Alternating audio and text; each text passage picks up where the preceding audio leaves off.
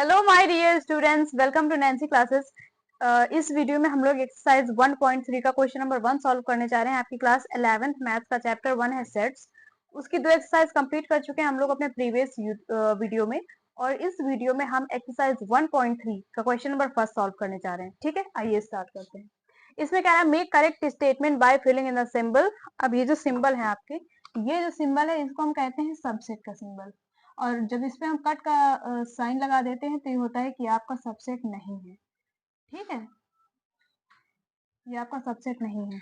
In the blank spaces, सो ये एक set है, ये एक सेट है। आपको दोनों में देख के बताना है कि ये जो पहला वाला सेट है और ये जो ब्लैंक के बाद वाला सेट है, क्या ये सेट सॉरी ये इस चीज का सबसेट है कि नहीं है। ठीक है, सो पहला है आपका 2 3 4। देखो सबसेट क्या होता है, मान लीजिए आपका ए सेट है 1 2 3 4 5 और आपका बी है 2 3 4, और आप देख रहे हैं कि जो एलिमेंट्स ए में अवेलेबल हैं वो बी में भी हैं 2 3 4। भले आपके 1 और 5 नहीं है, 2 3 4 हैं, मतलब ए में आने वाले आपकी बी में हैं। इसका मतलब ये हुआ कि ये जो बी है ये आपका ए का सबसेट है, तो हम लिख सकते हैं कि B is a subset of A. ठीक है, ये था एग्जांपल। आओ क्वेश्चन सॉल्व करते हैं। सो इसमें है 2 3 4, तो मुझे जरा देख के बताओ कि भाई ए सेट में 2 3 4 है और अपना बी सेट में 1 2 3 4 5 है, तो 2 3 4 इसमें भी है, मतलब इसके अंदर के एलिमेंट्स इसमें आना जरूरी है, और 2 3 4 इसमें भी है। सो हम कह सकते हैं कि ये जो ये सेट है इस चीज का क्या है, सबसेट है। फिर ये अपना ए बी सी और ये है आपका बी सी डी। यहाँ पे बी सी है, यहाँ पे बी सी भी है, बट यहाँ पे ये देखो ए है और ए की जगह डी आ गया है, या फिर ये कह सकते हैं कि यहाँ पे ए है तो यहाँ पे ए नहीं है। अगर यहाँ पे या तो ए हटा के डी लगा देते, यहाँ पे या तो डी लगा के ए लगा देते, तो ये होता कि नहीं इसके एलिमेंट्स इसके अंदर, इसके एलिमेंट्स आ रहे हैं इसके अंदर, तो हमारा हो जाता। सो ये देखो ए बी सी है, ये बी सी डी है, इक्वल नहीं है, मतलब इस चीज के एलिमेंट्स इसके अंदर नहीं आ रहे हैं कंप्लीटली, तो ये आपका हो जाएगा कट, यानी ये चीज इस चीज का सबसेट नहीं है। उसके बाद आता है एक्स, ये आपका पहला ए सेट सॉरी सेट है। X is a student of class 11th of your school, मतलब कोई स्टूडेंट है आपके स्कूल का, क्लास 11th का स्टूडेंट है वो। ठीक है, और दूसरा सेट दिया है a student of your school. तो आप ये बताइए कि आप किसी स्कूल के हैं, स्कूल तो पूरा हो गया, बट उसके अंदर आप क्लास 11th के हैं। ठीक है, ये हुआ आपका स्कूल पूरा, और इसमें काफी सारी क्लासेस आती हैं जिसके अंदर आती है क्लास 11th।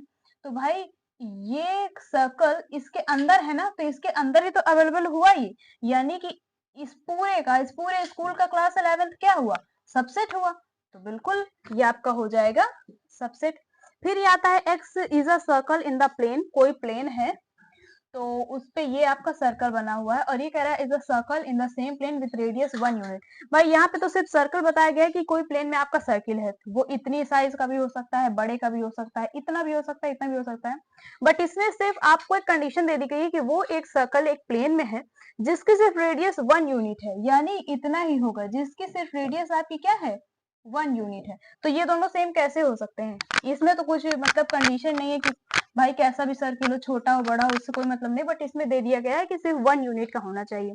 तो ये ऐसा सर्किल सिर्फ इस सर्कल के अंदर कैसे आ सकता है एग्जैक्टली, तो ये आपका हो जाएगा कि ये आपका सबसेट नहीं है। ठीक है, उसके बाद देखो x is a triangle in the plane, कोई प्लेन में आपका ट्रायंगल है, और इसमें कहा गया x is a rectangle in the plane. ये बताओ कि एक प्लेन में कोई ट्रायंगल है, तो ये ट्रायंगल के अंदर कैसे आ सकता है कि भाई दोनों की साइड्स भी बिल्कुल इक्वल नहीं है, इस ये 3 साइड्स का है, वो 4 साइड्स का है, तो ये तो इक्वल होंगे नहीं, और इसके अंदर तो आ ही नहीं सकता क्योंकि ये इसके टाइप का है ही नहीं, है ना, तो ये आपका सबसेट नहीं होगा।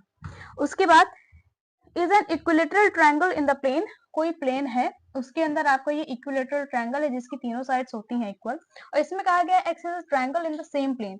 अब कोई ट्रायंगल है उसी प्लेन में, कोई भी ट्रायंगल है, तो भाई ट्रायंगल के अंदर ही तो उसके टाइप्स आते हैं ना, जो कि होता है इक्विलेटरल, आइसोसेलेस, स्केलन। तो जिस चीज के अंदर वो चीज आ रही है सो वो हो जाता है उसका सबसेट। ठीक है, ये आपका हो जाएगा इसका सबसेट। लास्ट है आपका x is an even integer natural number. Even integer natural number लेने हैं, कौन कौन से हो सकते हैं, 2 होता है, 4 होता है, 6 होता है, 10 होता है, 12 होता है, और वहीं पे कहा जाए एक्स इज एन इंटीजर, तो 1 के बाद इन्फिनिटी तक जितने भी नंबर आपके चले जाएं या फिर उसके पहले वाले कोई भी नंबर्स हो वो आपके इंटीजर के अंदर आते हैं। तो 2, 4, 6, 8, 10 या फिर जितने भी इवन इंटीजर्स आएंगे वो आपके इंटीजर्स के अंदर तो आएंगे ही, क्योंकि इंटीजर बहुत ज्यादा वैल्यूज होती है उसके अंदर, तो इवन इंटीजर्स आएंगे। सो ये हो जाएगा आपका subset. So your question is completed and in next video I will solve question number 2. Thank you so much.